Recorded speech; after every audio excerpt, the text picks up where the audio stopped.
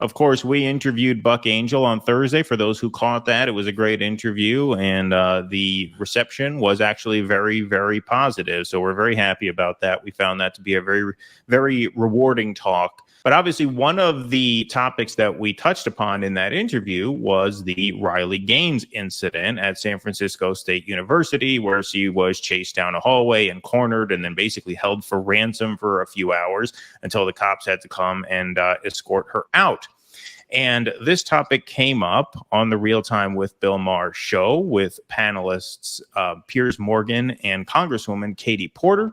And let's hear Katie Porter try and wiggle into a free speech argument by qualifying it first with "I don't agree with Riley Gaines," but then she doesn't get much further than that before Piers confronts her and asks what she means by that. So let's hear this. We should be able to have a civil debate. Nobody, including Riley Gaines, who I disagree with strongly, should be What do you disagree with? I think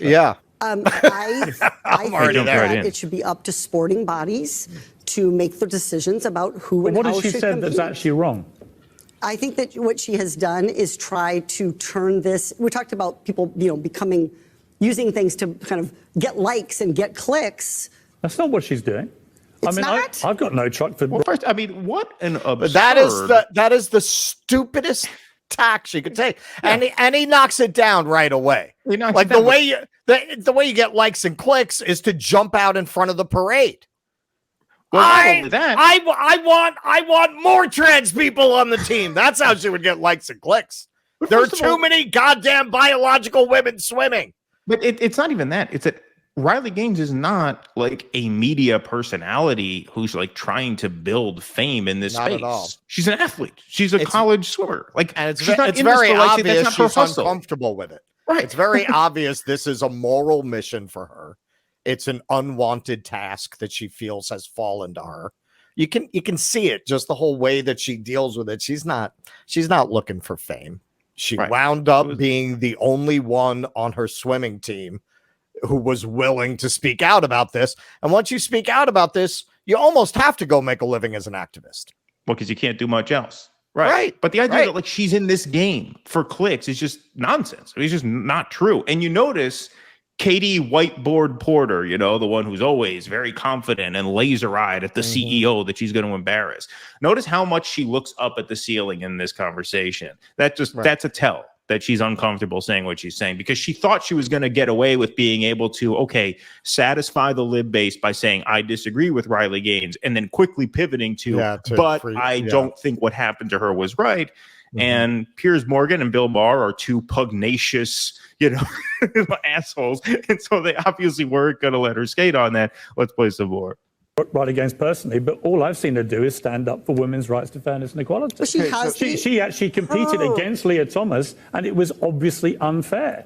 Leah Thomas won one of the races in the NCAA championships by 50 seconds against a bunch of biological females who simply couldn't keep up. That cannot be right. It cannot be fair.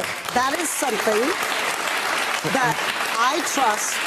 I think our sporting bodies should be dealing with. And by the way, that is something that I'm not going to opine on. I'm going to defer to the sporting bodies. I'm just going to punt on that because it's too hard for me to touch. Why? It's too hard for you to touch because so much of your base are psychos. Well, not only that, we were talking about this earlier offline. The libs all take their marching orders from the same media and the same thought leaders. So it's almost Invasion of the Body Snatchers, like the way that they all switch on a dime to the same exact talking points and the same exact narrative. It's really like these sci-fi epics where everyone's part of a group hive mind and a signal goes out and they all turn at the same time and start coming after someone. That's what it's like. So I started seeing in our comments section, actually, this argument that it should be left up to the sporting bodies, which is a climb down. It's a climb down. This is the way when the libs get busted and they realize that they wrote a check that their ass can't cash with their extreme, absolute refusal to compromise on very extreme positions that are really just about virtue signaling and asserting cultural superiority. They're finally realizing now You're never showing a picture of Leah Thomas next to these poor girls and convincing people nothing to see here. You're never doing that. You are never convincing people this is okay. It's never going to work. That's finally starting to dawn on them. So they're starting to climb down from the trans women are women and they have an absolute right to compete against biological women because they're women. Of course, it's circular logic. They know this is not sustainable. They can't, especially because sporting bodies are starting to change their policies to not allow this. So now they're starting the climb down, and the climb down will be followed by the gaslighting. They're starting to climb down, and they don't want to say, no, they shouldn't be competing. They're doing the Senate parliamentarian bullshit. Well, it's the sporting bodies. It's the sporting bodies. So, we can't do anything about that. I mean, personally, I think they should compete, actually, but it's the sporting bodies. They decided, right? That's their way of getting out of this. The next phase is going to be the gaslighting phase. Oh, no, we never said that. We never said that biological women should. This is, as this goes on, they're going to increasingly climb down. We're talking about this too. Their next climb down, right now, their official or stated position is that if parents won't medically transition their kids, that's child abuse, and the state should step in and impose that on the parents on penalty of losing their children. That is unsustainable.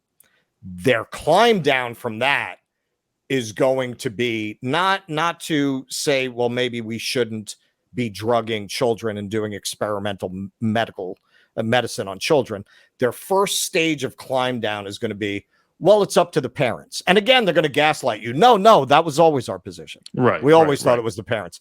Their next climb down is going to be to social transition, right? They're going to, these positions are poison. They're not sustainable. They're creating an enormous right-wing backlash. And this is what the libs do when they go too far and they get slapped. They climb down and then they gaslight. That's the pattern. They climb down and then they say, no, I never believed that. I never said that. No. There were a few crazy people who said that. I was never one of those people. Right. All right. Let's hear a little bit more. Riley is speaking up for herself, and that is her prerogative, and I respect her free speech. I think she's speaking up for pretty much every female athlete in the world. I mean, wasn't that the point of Title IX? You can just see in the body language how uncomfortable she is actually addressing the merits of the position. It was a major event in feminism that we finally have this law that says at colleges, right, and I think high schools too, but definitely colleges, women's sports have to be given equal to men's sports so that women aren't and this led to the WNBA and lots of other stuff. This seems to be the opposite of that. It seems to be so many instances, I think, where wokeness is the opposite of what I grew up as liberalism. Liberalism was, let's give the women. Look at her. Look at her eyes. Look at her shaking her hand. Let's put a male in the swimming pool with the women. I don't get it. It's crazy. And meanwhile, trans people who genuinely want to compete at athletics and swimming or whatever it may be, they're the ones who are suffering here. They need to be found a way to compete fairly.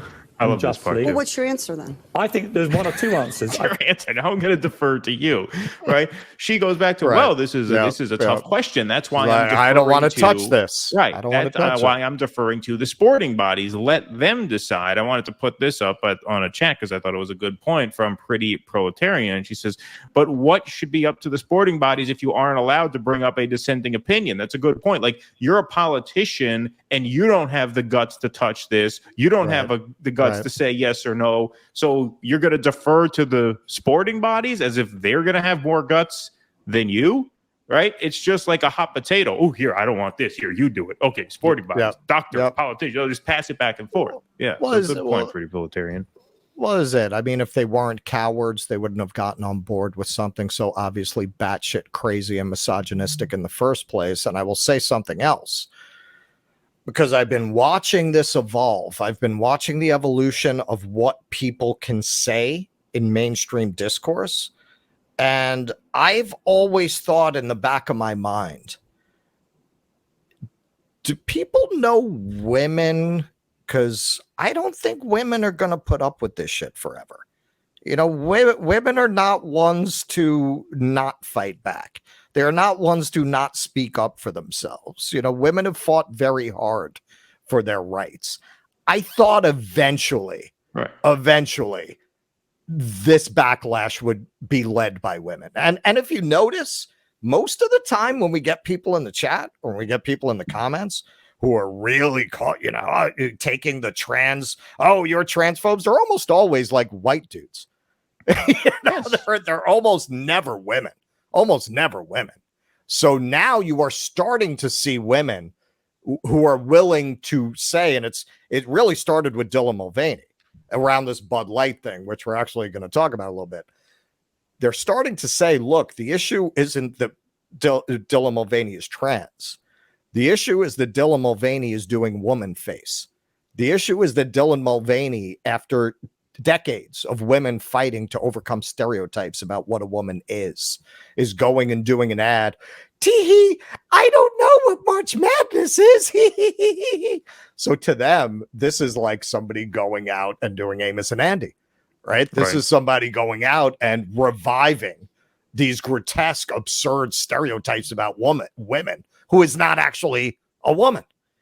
You're starting to see women saying that openly and in the mainstream and not quietly when they're IMing me. You're starting to see women openly saying that. I think that is where the dam's going to break. In the end, women are just not going to take this shit. They're not going to take it. You can see them getting to their breaking point. They're starting to finally find an argument that's going to be very difficult to defeat. You're going to come to us and tell us you're better at being women than women? Is that what now men are going to come for our womanhood? They're going to beat us in our sports. They're going to win our beauty pageants. Men are going to come and take our crowns and our titles and our competitions and our scholarships. Men are going to come for our sex, our femininity, our gender. They're not going to take that shit. And it's you're starting to see it in what people are willing to say publicly that a year ago they weren't. Please clap.